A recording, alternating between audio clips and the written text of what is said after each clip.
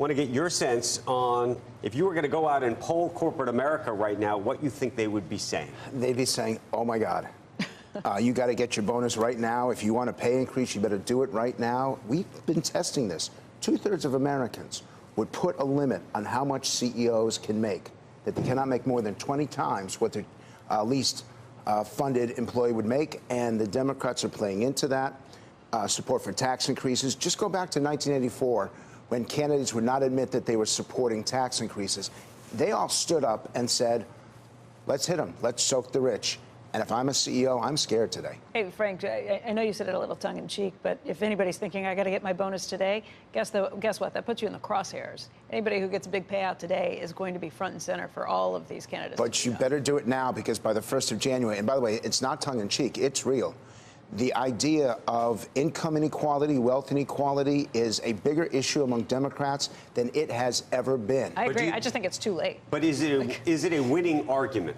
Meaning, yes, it's an issue within the Democratic Party, but is it an issue within the country more broadly? It drops off when you go to independents. It's not an issue among Republicans. But right now, they're focused on how do they get that nomination, and income inequality plays for them, climate change plays for them. And I was shocked at how little conversation there was about the economy. Maybe it's because it's so good.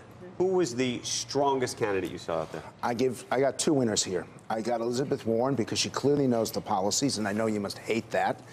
But she presented herself so crisp and so clear, and she could respond to anything immediately. And Cory Booker was the other winner. The passion, the focus.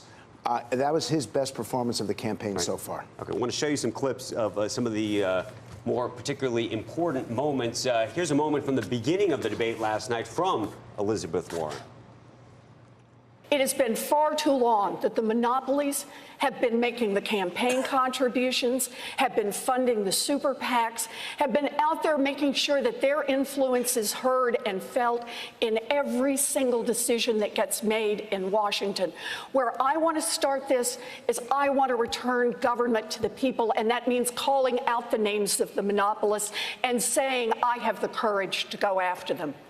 It's a winning argument? For Democrats, absolutely. She's declaring war on big business. If you're watching this right now, you have to change your communication strategy. You got to look at your CSR approach. You got to look at how you deal with your employees, because you are right now in the crosshairs. And you think you have to do that irrespective of who ultimately wins?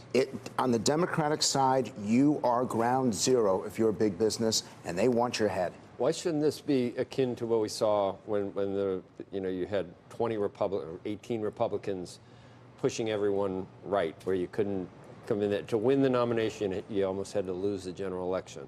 Because Donald Trump is unlike any candidate that we've ever had. But why won't it push it? Why the eventual winner might be too far left to get elected? Or the eventual winner will have this ability to communicate in a populist way that we haven't seen before.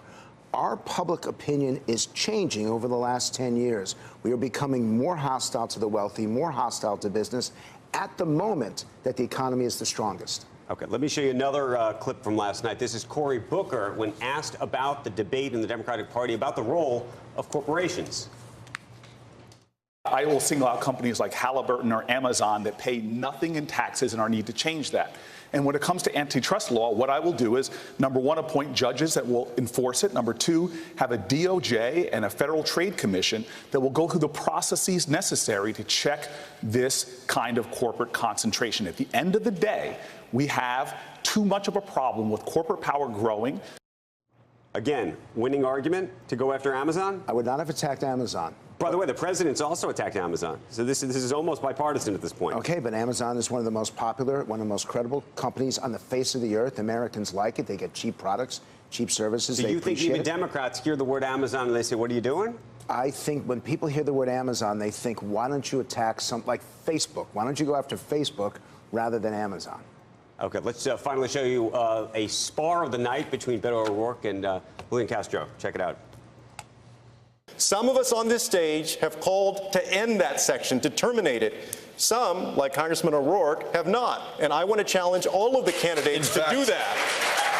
I just think it's a mistake, Beto. Actually, as a member of Congress, I helped to introduce legislation that would ensure that we don't criminalize those who are seeking asylum and refuge in this country. I'm I want talking to about make sure that you're everybody treated else. with respect. I'm still talking about everybody else. But you're looking at just one small part of this. I'm talking about a comprehensive rewrite of our immigration laws. That's not true. I think that you should do your homework We're going on to this make sure issue. that.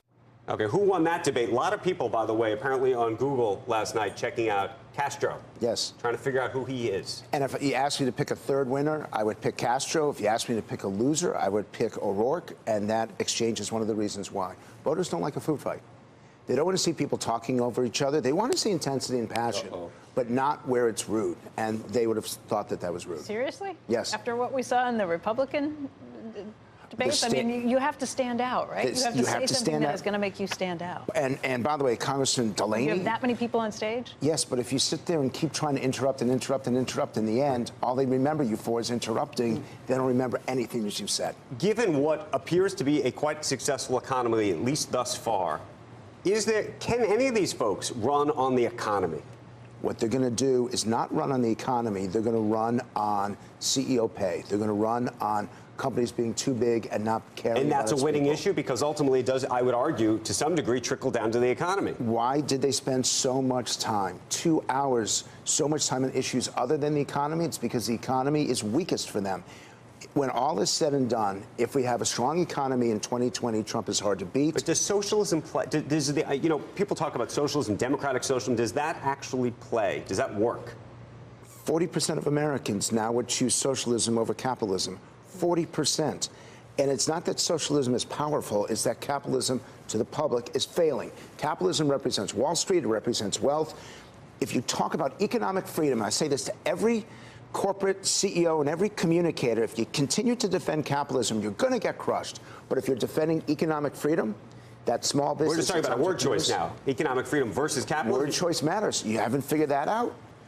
If you look across the globe, how people communicate determines how they see them. All right, Frank, I'm trying to put myself in. If I was a person that really wanted to defeat Trump and I was trying to figure out who to pick, I have a problem because I see people talk about Elizabeth Warren, that Trump would probably beat her very badly, is what people, that's just the perception of people that want to defeat Trump. They're worried about Elizabeth Warren. They're also worried about Joe Biden in terms of he's mainstream and he's closer to the center and electable, but they don't know if the energy and the passion is there with the voters they need to turn out that are younger. So are those two are either one of them not elected and it's got to be somebody else? These debates are starting to tell us what they're made of. They show us when candidates are under pressure. I believe that Warren is too extreme, but I'll tell you something. Bernie Sanders has a solid 15 to 18% support. He can raise $5 million in 24 hours. People will come out for him. They will stand in the cold to vote for him. It's not just about ideology. It's also about presentation. And that may not be a good thing. But how many CEOs have lost their jobs because they couldn't communicate? Because they lost touch with the people that they represent. We got 30 seconds. What do you expect for tonight that we got to watch for? I think they're going to go after Biden. I think it'll be a much more aggressive debate. I think they'll do more criticisms of Donald Trump. And I'm waiting for some candidate who talks about education.